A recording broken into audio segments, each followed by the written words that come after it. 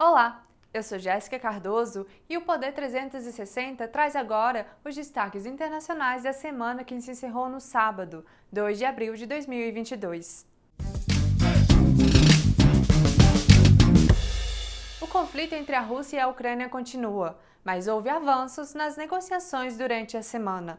Na terça-feira, 29 de março, negociadores ucranianos e russos chegaram a um acordo após se reunirem em Istambul, na Turquia. A Rússia disse que reduziria os ataques em áreas próximas à capital Kiev e à cidade de Chernihiv, no norte do país. O negociador russo Vladimir Medinsky ressaltou que a medida não era um cessar-fogo, e sim uma desescalada militar gradual. Medinsky comentou ainda sobre um possível encontro entre Volodymyr Zelensky e Vladimir Putin. Disse que a reunião entre os presidentes é possível, mas deve ser feita apenas durante a assinatura de um acordo de paz entre os países. Na quarta-feira, 30 de março, o negociador russo disse à imprensa que, pela primeira vez, a Ucrânia estava disposta a atender às demandas de Moscou.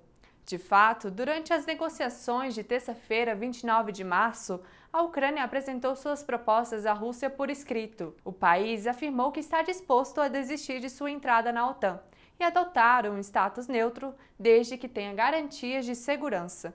Para isso, a Ucrânia propôs a criação de uma defesa coletiva parecida com a que é estabelecida pela OTAN.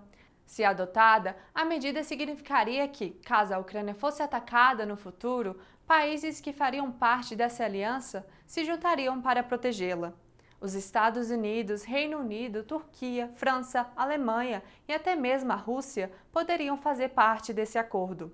A Ucrânia disse também que está disposta a conversar sobre a situação da Crimeia e decidir a questão em até 15 anos. A península era da Ucrânia, mas foi anexada pela Rússia em 2014. Uma das exigências de Moscou para um acordo de paz é que a Ucrânia reconheça a Crimeia como um território russo. Países e autoridades do Ocidente reagiram com cautela à promessa russa de reduzir os ataques. Na terça-feira, 29 de março, o presidente dos Estados Unidos, Joe Biden, disse que ia esperar para ver se Moscou ia cumprir com o prometido.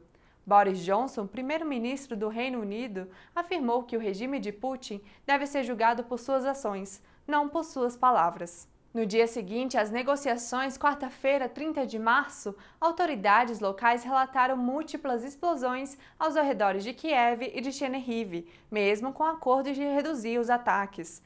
Também houve relatos de bombardeios na província separatista de Donetsk, que fica na região de Donbas, no leste ucraniano. Segundo a ONU, o número de pessoas que fugiram da Ucrânia por causa da guerra chegou a 4 milhões na quarta-feira, 30 de março. A quantidade confirma a estimativa realizada no início do conflito pela Agência da ONU para Refugiados. A organização afirma que essa é a maior crise de refugiados da Europa no século XXI. Também na quarta-feira, 30 de março, o Conselho de Direitos Humanos da ONU afirmou ter relatos confiáveis de que a Rússia usou bombas de fragmentação pelo menos 24 vezes em zonas povoadas por civis. Por ser um armamento de amplo alcance, o uso desse tipo de arma em áreas com civis é considerado crime de guerra. A ONU investiga. Também na quarta-feira, 30 de março, a organização nomeou 3 especialistas em direitos humanos para integrar o comitê responsável por apurar possíveis crimes de guerra cometidos pela Rússia. Foram indicados o juiz norueguês Erik Mos, a especialista jurídica Yasminka Dismur, da Bósnia e Herzegovina, e o ativista dos direitos humanos Pablo de Greiff, da Colômbia. Na quinta-feira, 31 de março, as tropas da Rússia deixaram a região da antiga usina nuclear de Chernobyl. Os russos haviam ocupado a área no começo da invasão da Ucrânia.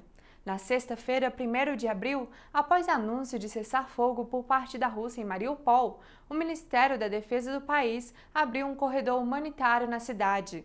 De acordo com o diretor do Centro Nacional Russo de Gerenciamento de Defesa, o corredor é resultado de um pedido do presidente francês Emmanuel Macron e do chanceler alemão Olaf Scholz ao presidente russo Vladimir Putin.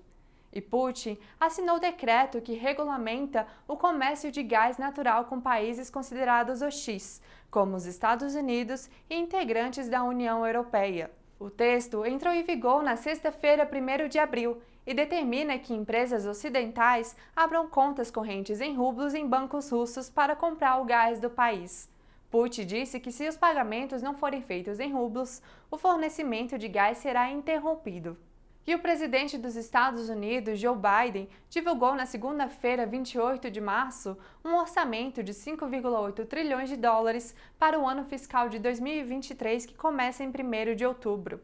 A proposta prevê 813 milhões de dólares para gastos com a defesa dos Estados Unidos. O valor é um dos maiores da história do país. Joe Biden busca ainda destinar 682 milhões de dólares para a Ucrânia. O dinheiro seria usado para ajudar o país a combater a invasão russa e auxiliar na segurança e na economia ucraniana. As propostas apresentadas por Biden ainda serão votadas pelo Congresso dos Estados Unidos. E a Academia de Cinema de Hollywood realizou sua 94ª cerimônia no domingo, 27 de março.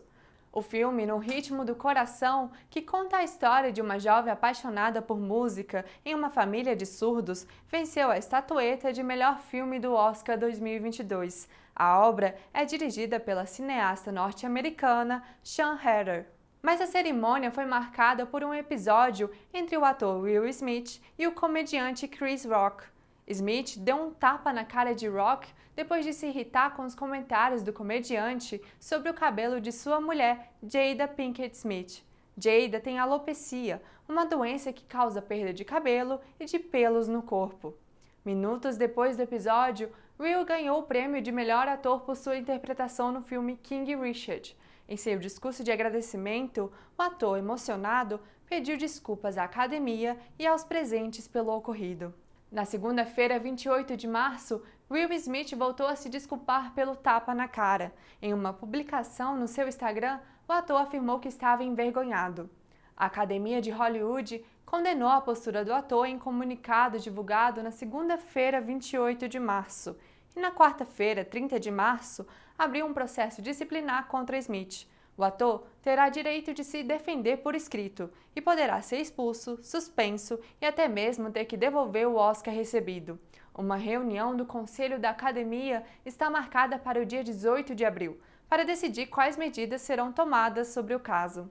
Depois do episódio no Oscar, a nova turnê do comediante Chris Rock bateu recorde de venda de ingressos. Segundo a plataforma TickPick, responsável pela venda, horas depois da cerimônia, a procura de ingressos já havia superado as vendas do mês anterior.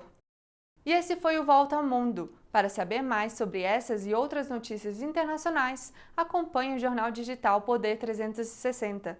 E para ficar sempre bem informado, não deixe de se inscrever no canal e ativar as notificações. Até a próxima!